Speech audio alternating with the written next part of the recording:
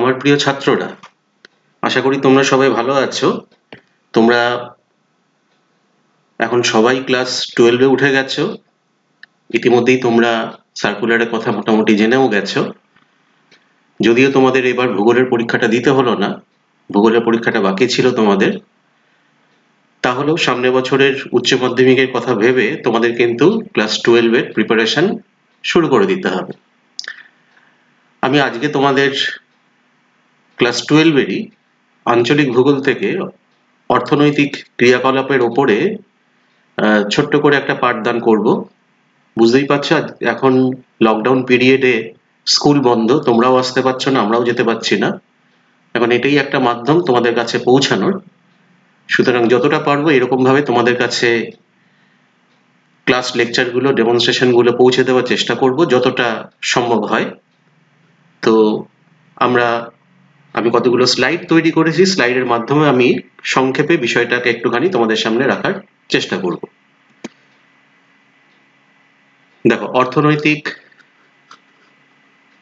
ক্রিয়াকলাপের ধারণা, অর্থাৎ যে অর্থনৈতিক ক্রিয়াকলাপ নিয়ে আমরা আজকে পড়ব সেটার একটা সামান্য একটা কনসেপ্ট বা একটা ধারণা এখানে দেওয়ার চেষ্টা করেছি। বইতে অনেক কিছু লেখা থাকবে, দেখবে সেটা কি একটা সারসংক্ষেপ করে এখানে দেওয়া, যে মানুষ তার চাহিদা বা অভাব পূরণ বা জীবিকা নির্বাহের জন্য যেসব কাজ করে সেগুলি হলো অর্থনৈতিক ক্রিয়াকলাপ। অর্থ যেহেতু বিনিময় প্রথার সর্বজনগ্রাহ্য একটি মাধ্যম, তাই এই কাজগুলো পরিচালিত হয় মূলত অর্থের মাধ্যমেই। তাই মানুষের এই কাজগুলোকে আমরা অর্থনৈতিক কার্যকলাপ বা ইকোনমিক অ্যাক্টিভিটিস বলে থাকি। আশা করি এখানে অসুবিধা হওয়ার কিছু নেই বোঝার। আমরা পরবর্তী স্লাইডে চলে যাচ্ছি। পরবর্তী স্লাইডে দেখো, ওপরে শীর্ষক রয়েছে অর্থনৈতিক ক্রিয়াকলাপের শ্রেণীবিভাগ। অর্থাৎ আমরা যে সমস্ত কাজকর্মগুলো করি মূলত অর্থনৈতিক ক্রিয়াকলাপ, সেটাকে এখানে 5টা ভাগে ভাগ করা হয়েছে, 5টা ক্যাটাগরিতে ভাগ করা হয়েছে। সেগুলো কি কি এখানে তোমরা দেখতে পাচ্ছ স্ক্রিনে। প্রথমেই 1 নম্বর, প্রাথমিক স্তরের অর্থনৈতিক ক্রিয়াকলাপ বা যেটাকে আমরা প্রাইমারি ইকোনমিক অ্যাক্টিভিটিস বলি। 2, মাধ্যমিক স্তরের অর্থনৈতিক ক্রিয়াকলাপ বা সেকেন্ডারি ইকোনমিক অ্যাক্টিভিটিস। 3, তৃতীয় স্তরের সেবামূলক অর্থনৈতিক ক্রিয়াকলাপ, টার্সিয়ারি ইকোনমিক অ্যাক্টিভিটিস। 4র্থ স্তরের অর্থনৈতিক ক্রিয়াকলাপ, কোয়াটারনারি ইকোনমিক অ্যাক্টিভিটিস। এবং 5ম স্তরের অর্থনৈতিক ক্রিয়াকলাপ, কুইনারি ইকোনমিক অ্যাক্টিভিটিস। আমি পরবর্তী স্লাইডগুলোতে এই অর্থনৈতিক ক্রিয়াকলাপগুলো সম্পর্কেই ছোট ছোট করে আলোকপাত করার চেষ্টা করেছি। পরের স্লাইডে আমরা চলে যাচ্ছি। প্রথম যে অর্থনৈতিক ক্রিয়াকলাপ আমরা আগের স্লাইডেই দেখেছি, প্রাথমিক অর্থনৈতিক ক্রিয়াকলাপ। এর সংজ্ঞাটা আগে দেখো কি বলতে চাইছে। মানুষ তার প্রাথমিক চাহিদাগুলো পূরণ করার জন্য প্রাকৃতিক পরিবেশের ওপর ভিত্তি করে, এই শব্দগুলো কিন্তু ভীষণ ইম্পর্টেন্ট, প্রাকৃতিক পরিবেশের ওপর ভিত্তি করে যেসব কাজ করে থাকে তাকে বলা হয় প্রাথমিক অর্থনৈতিক ক্রিয়াকলাপ বা প্রাইমারি ইকোনমিক অ্যাক্টিভিটিস। যেমন উদাহরণ হিসেবে আমরা বলতে পারি কৃষিকর্ম, মৎস্য চাষ, পশুপালন, বন্যপ্রাণী শিকার, খনিজ সম্পদ সংগ্রহ, এই ধরনের কাজগুলো, এগুলোকে আমরা প্রাথমিক অর্থনৈতিক ক্রিয়াকলাপের মধ্যে রাখছি। আর এই সমস্ত কাজের সাথে যারা যুক্ত, অর্থাৎ এই পেশায় যারা যুক্ত, সেই সমস্ত মানুষদের আমরা বলি রেড কালার ওয়ার্কার্স। এইটা কিন্তু খুব ভালোভাবে মনে রাখার চেষ্টা করবে। আমরা যে পরবর্তী যে 5টা ক্রিয়াকলাপ পড়বো, সেই 5টা ক্রিয়াকলাপের সাথে যুক্ত মানুষদের 5টা রঙের সাথে চিহ্নিত করা হয় এবং এখান থেকে কিন্তু প্রশ্ন আসে। তো যাই হোক, আমরা পরবর্তী স্লাইডে চলে যাচ্ছি। পরবর্তী স্লাইড আর কিছুই নয়, এই যে প্রাথমিক স্তরের অর্থনৈতিক ক্রিয়াকলাপ আমরা এর আগে পড়লাম, তার কতগুলো ছবি এখানে আমরা দেখতে পাচ্ছি। কৃষিকাজ, মৎস্য চাষ, বন্যপ্রাণী শিকার এবং এটাতে দেখো খনিজ সম্পদ আহরণ। অর্থাৎ এই সমস্ত কাজগুলোকে আমরা এক কথায় বলতে পারি প্রাথমিক স্তরের অর্থনৈতিক ক্রিয়াকলাপ। চলে এলাম আমরা দ্বিতীয় অর্থনৈতিক ক্রিয়াকলাপের মধ্যে, যার নাম হচ্ছে মাধ্যমিক স্তরের অর্থনৈতিক ক্রিয়াকলাপ। সংজ্ঞা: উন্নত চাহিদার মানুষ যে কাজের মাধ্যমে প্রাথমিক স্তরের উৎপাদিত পণ্য সামগ্রীর শুধুমাত্র রূপ ও আকারগত পরিবর্তন না ঘটিয়ে তার কার্যকারিতা, উপযোগিতা, গুণগত মান এবং মূল্যমানের পরিবর্তন ঘটায়, তাকে মাধ্যমিক স্তরের অর্থনৈতিক ক্রিয়াকলাপ বা সেকেন্ডারি ইকোনমিক অ্যাক্টিভিটিস বলা হয়। উদাহরণ হিসেবে এখানে আমরা শিল্প, নির্মাণ শিল্প, বিদ্যুৎ উৎপাদন ইত্যাদি বিভিন্ন বিষয়গুলোকে আমরা রাখতে পারি, যেগুলো হচ্ছে মাধ্যমিক স্তরের অর্থনৈতিক ক্রিয়াকলাপের অন্তর্ভুক্ত। অর্থাৎ এখানে যে সংজ্ঞাটার মধ্যে যেটা বলতে চাওয়া হয়েছে, যে প্রাথমিক স্তরে যে সমস্ত পণ্য সামগ্রীগুলো আমরা উৎপাদন করছি সেগুলোকেই কিন্তু কাঁচামাল হিসেবে ব্যবহার করে তার মধ্যে কিন্তু ভ্যালু অ্যাড করা হচ্ছে। এই যেখানে বলা হলো না যে কার্যকারিতা, উপযোগিতা, গুণগত মান এবং মূল্যমানের পরিবর্তন ঘটাচ্ছে। এবার কিভাবে সেই মূল্যমানের পরিবর্তন ঘটাচ্ছে আমরা পরবর্তী স্লাইডে দেখব। যাই হোক, এখানে সংযুক্ত মানুষ অর্থাৎ এই ধরনের কাজের সাথে যুক্ত মানুষদের বলা হয় ব্লু কালার ওয়ার্কার্স। এটা আমি আগেই বলেছিলাম যে এক একটা স্তরের অর্থনৈতিক কার্যকলাপের সাথে যুক্ত মানুষদের এক একটা রঙের সাথে চিহ্নিত করা হয়। আগেরটায় আমরা দেখেছি লাল, এটা হচ্ছে নীল। এইখানে দেখো মাধ্যমিক স্তরের অর্থনৈতিক কার্যকলাপের জন্য আমি কতগুলো ছবি এখানে তোমাদের সামনে রেখেছি এই স্লাইডে। প্রথম ছবিটা দেখো, সেকেন্ডারি অ্যাক্টিভিটিস। এখানে লেখা রয়েছে ইনপুটস, প্রসেস, আউটপুট। মানে কি? এটা হচ্ছে কাঁচামাল। তোমরা যদি ছবিটা যদি বুঝতে অসুবিধা হয়, এটা হচ্ছে কতগুলো কাঠের গুঁড়ি, লগ পড়ে রয়েছে এখানটায়। দ্বিতীয়, এখানটা হচ্ছে প্রসেস, অর্থাৎ কলকারখানায় গিয়ে এই কাঠগুলোকেই কিন্তু চেরাই করে পরবর্তীকালে এই যে আউটপুট অর্থাৎ উৎপাদিত পণ্য সামগ্রী, এই দরজার চেহারা যেটা আমরা কাঠের দরজা ঘর বাড়িতে আমরা দেখি, অর্থাৎ এর কাঁচামাল কিন্তু এইটা এবং এর ফাইনাল প্রোডাক্ট বা আউটপুট হলো গিয়ে এই দরজাটা। সুতরাং এই ইনপুট আর আউটপুটের মধ্যে একটা গুণগত মানের ফারাক এসে গেছে। এটার যা দাম বা এটার যা কার্যকারিতা বা উপযোগিতা, এই যে দরজা কাঠের তৈরি এই যে দরজা, তার কিন্তু কার্যকারিতা উপযোগিতা কিন্তু মানুষের কাছে অনেক বেশি গ্রহণীয়। সুতরাং এই যে ট্রান্সফরমেশন যে এরিয়াটা, এই যে কাঠের গুঁড়ি থেকে এই যে দরজা তৈরি হলো, তার যে মধ্যবর্তী যে প্রক্রিয়াটা, এইটাকেই কিন্তু বা এর সাথে যারা যুক্ত রয়েছে, এটাকেই কিন্তু আমরা বলছি মাধ্যমিক স্তরের অর্থনৈতিক ক্রিয়াকলাপ। এখানে দেখো গাড়ি তৈরি হচ্ছে, অটোমোবাইল ইন্ডাস্ট্রি। এখানে দেখো একটা গার্মেন্ট ইন্ডাস্ট্রি দেখানো হয়েছে। গার্মেন্ট ইন্ডাস্ট্রি মানে হচ্ছে বস্ত্র শিল্প, কাপড়। সেই কাপড়টাকে এখানে সেলাই করা হচ্ছে বিভিন্ন রকম ভাবে কেটে, এবং সেখান থেকে জামা কাপড় তৈরি করা হচ্ছে। সুতরাং এই কাপড় আর এই জামা কাপড়গুলোর মধ্যে কিন্তু একটা গুণগত তফাৎ বা কার্যকারিতার একটা তফাৎ কিন্তু ঘটে গেছে, এবং যে প্রক্রিয়ার মাধ্যমে এই গুণগত প্রক্রিয়ার তফাৎটা ঘটলো, সেটাই কিন্তু এই মাধ্যমিক অর্থনৈতিক কার্যকলাপ বা ক্রিয়াকলাপের দান, যেটা হচ্ছে এই যে যেখানটা আমরা প্রসেসের মধ্যে দেখাচ্ছি। ঠিক আছে, আমরা পরেরটায় চলে যাচ্ছি। তৃতীয় স্তরের অর্থনৈতিক ক্রিয়াকলাপ। এখানে সংজ্ঞায় কি বলা হয়েছে দেখো, প্রাথমিক ও মাধ্যমিক স্তরে উৎপাদিত পণ্য ক্রেতার কাছে পৌঁছানোর কাজে প্রত্যক্ষ ও পরোক্ষভাবে যুক্ত অর্থনৈতিক ক্ষেত্রকে বলা হয় তৃতীয় স্তরের অর্থনৈতিক ক্রিয়াকলাপ বা টার্সিয়ারি ইকোনমিক অ্যাক্টিভিটিস। এই কাজের মাধ্যমে মানুষ সমাজকে অনেক পরিষেবা দেয় বলে একে পরিষেবামূলক বা সেবামূলক অর্থনৈতিক ক্রিয়াকলাপও বলা হয়। উদাহরণ হিসেবে যেমন ব্যবসা বাণিজ্য, পরিবহন, শিক্ষাদান, আইন শৃঙ্খলা রক্ষা, ব্যাংক ও বীমা ক্ষেত্র, আইন পেশা ইত্যাদি বিভিন্ন বিষয়গুলোকে এখানে অন্তর্ভুক্ত করা হয়। এবং এই পেশার সাথে যুক্ত যে সমস্ত মানুষ, তাদেরকে দেখো আবার একটা রঙের সাথে চিহ্নিত করা হচ্ছে। এখানে বলা হচ্ছে পিঙ্ক কালার ওয়ার্কার্স, অর্থাৎ গোলাপি রঙের সাথে তাদেরকে চিহ্নিত করা হচ্ছে। আমরা পরের স্লাইডে চলে যাচ্ছি। আমরা পরের স্লাইডে গিয়ে এই যে তৃতীয় স্তরের সেবামূলক অর্থনৈতিক ক্রিয়াকলাপ যেগুলো বলা হলো উদাহরণের মধ্যে, সেটা যেমন এখানে একটা এডুকেশনাল ইনস্টিটিউশনকে দেখানো হচ্ছে, শিক্ষাদান, শিক্ষাক্ষেত্র।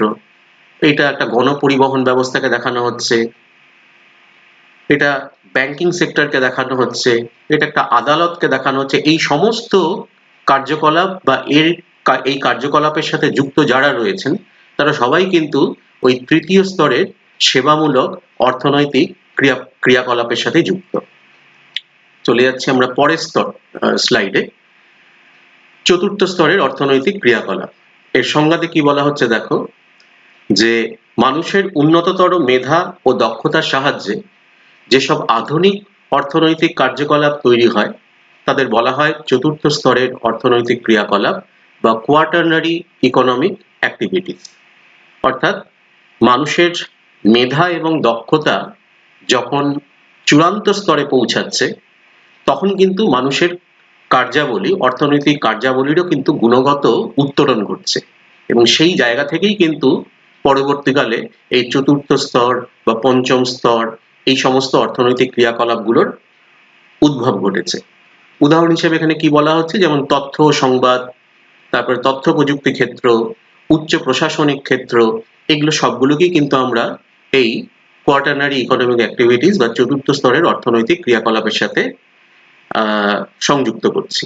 আর এই অর্থনৈতিক ক্রিয়াকলাপের সাথে সংযুক্ত যারা, এই পেশার সাথে যারা যুক্ত, তাদেরকে এখানে দেখো আবার একটা রঙের সাথে তুলনা করা হচ্ছে, হোয়াইট কালার ওয়ার্কস। ঠিক আছে, আমরা পরের স্লাইডে দেখে নিচ্ছি কিছু ছবি, দুটো ছবি দেওয়া রয়েছে এখানে। সংবাদপত্র, আমি একটু আগেই বললাম চতুর্থ স্তরের অর্থনৈতিক ক্রিয়াকলাপের মধ্যে রয়েছে তথ্য ও সংবাদ আর তথ্য প্রযুক্তি, অর্থাৎ ইনফরমেশন টেকনোলজি ইন্ডাস্ট্রি। এর দুটো ছবি এখানে দেখিয়েছি। এই দুটো ক্ষেত্রে যারা যুক্ত তাদেরকে কিন্তু আমরা ওই কোয়াটারনারি ইকোনমিক অ্যাক্টিভিটিস বা চতুর্থ স্তরের অর্থনৈতিক ক্রিয়াকলাপ বা হোয়াইট কালার ওয়ার্কার্স এই নামেই কিন্তু চিহ্নিত করব। আমি চলে যাচ্ছি শেষ স্তরে, ইকোনমিক অ্যাক্টিভিটিসের শেষ ভাগ, পঞ্চম স্তরের অর্থনৈতিক ক্রিয়াকলাপ। এর সংজ্ঞাটা আগে আমরা দেখে নিই। সংজ্ঞায় কি বলা হচ্ছে, যে বিশেষ মানসিক দক্ষতা ও কৌশলগত সিদ্ধান্ত গ্রহণের উপযুক্ত নির্দিষ্ট কিছু কাজকর্মকে বলা হয় পঞ্চম স্তরের অর্থনৈতিক ক্রিয়াকলাপ বা কুইনারি ইকোনমিক অ্যাক্টিভিটিস। উদাহরণ হিসাবে পরিচালক, যাকে আমরা ম্যানেজার বলছি, নির্বাহী আধিকারিক, এক্সিকিউটিভ অফিসার, উপগ্রহ পরিষেবা, উচ্চপদস্থ আমলা, এই সমস্ত পেশাগুলোকে আমরা কিন্তু পঞ্চম স্তরের বা কুইনারি ইকোনমিক অ্যাক্টিভিটিসের মধ্যে ফেলছি। এখানে একটা জিনিস দেখবে, যে বিশেষ মানসিক দক্ষতা ও কৌশলগত সিদ্ধান্ত গ্রহণের উপযুক্ত। কৌশলগত সিদ্ধান্ত গ্রহণ মানে স্ট্র্যাটেজিক কিছু সিদ্ধান্ত যারা নিতে পারেন, যারা বিশেষ মানসিক দক্ষতার যারা ধরেন, তারাই কিন্তু এই স্তরের অর্থনৈতিক ক্রিয়াকলাপের সাথে যুক্ত, এবং তার কিছু উদাহরণ কিন্তু এখানে আমরা দেখতে পেলাম। আর এই পেশার সাথে সংযুক্ত যারা, তাদেরকে বলি আমরা গোল্ড কালার ওয়ার্কার্স, অর্থাৎ এখানে সোনালী রঙের সাথে তুলনা করা হয়েছে। এখানে কয়েকজনের ছবি দেখানো হয়েছে পঞ্চম স্তরের অর্থনৈতিক ক্রিয়াকলাপ। এই চারটে ছবি, যেমন কার্সারটা আমার এখানে যেটা রয়েছে, একজন আমরা আইপিএস অফিসারকে দেখতে পাচ্ছি, প্রশাসনিক আইন শৃঙ্খলার কাজে যুক্ত, ইনি কিন্তু পঞ্চম স্তরের অর্থনৈতিক ক্রিয়াকলাপের সাথে যুক্ত। বা এইখানে একজনকে দেখতে পাচ্ছি, ইনি আইএএস অফিসার, ইনিও কিন্তু পঞ্চম স্তরের অর্থনৈতিক ক্রিয়াকলাপের সাথে যুক্ত। ইনি মাইক্রোসফটের সিইও সত্য নাদেলা বা গুগলের সুন্দর পিচাই, এনারা দুজনেই কিন্তু ভারতীয় বংশোদ্ভূত। এনারাও কিন্তু দুটো বিখ্যাত আইটি কোম্পানির সিইও। সুতরাং এনারা সবাই কিন্তু পঞ্চম স্তরের অর্থনৈতিক ক্রিয়াকলাপের সাথে যুক্ত। আমরা এই ক্লাসের প্রায় শেষের দিকে এসে পৌঁছেছি। এতক্ষণ যে 5 রকমের অর্থনৈতিক ক্রিয়াকলাপের কথা বললাম, তার ভিত্তিতে কিছু এমসিকিউ, তার উত্তর এখানে দেওয়া রয়েছে, সেটা এবার তোমাদের সামনে রাখছি। কাউন্সিল অনুমোদিত একটি পাঠ্যপুস্তক থেকেই এটা নেওয়া। তোমরা ইচ্ছা করলে আরো অন্য যে কোনো পাঠ্যপুস্তকের সাহায্য নিতে পারো।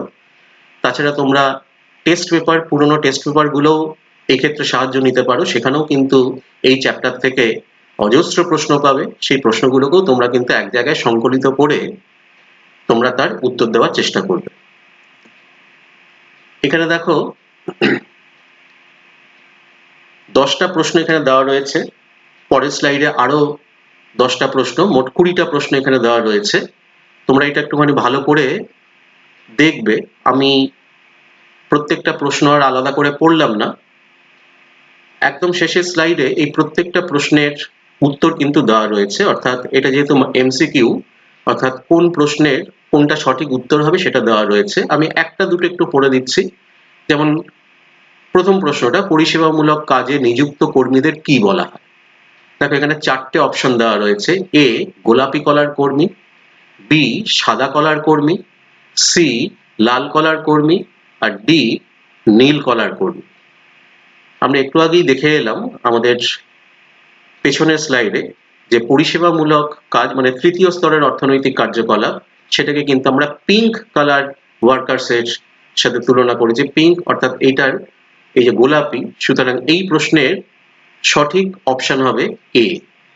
এরকম ভাবে কোয়েশ্চেন নাম্বার 2, 3, 4 থেকে শুরু করে কোয়েশ্চেন নাম্বার 10 এবং পরের স্লাইডে দেখো আরো 10টা প্রশ্ন, সর্বমোট 20টা প্রশ্ন এখানে দেওয়া রয়েছে। এবার আমি এর পরের স্লাইডে চলে যাচ্ছি। যে পরের স্লাইডে এই যে 20টা প্রশ্ন, এই 20টা প্রশ্নের উত্তর এক জায়গায় করে দেওয়া রয়েছে তোমাদের সুবিধার জন্যই।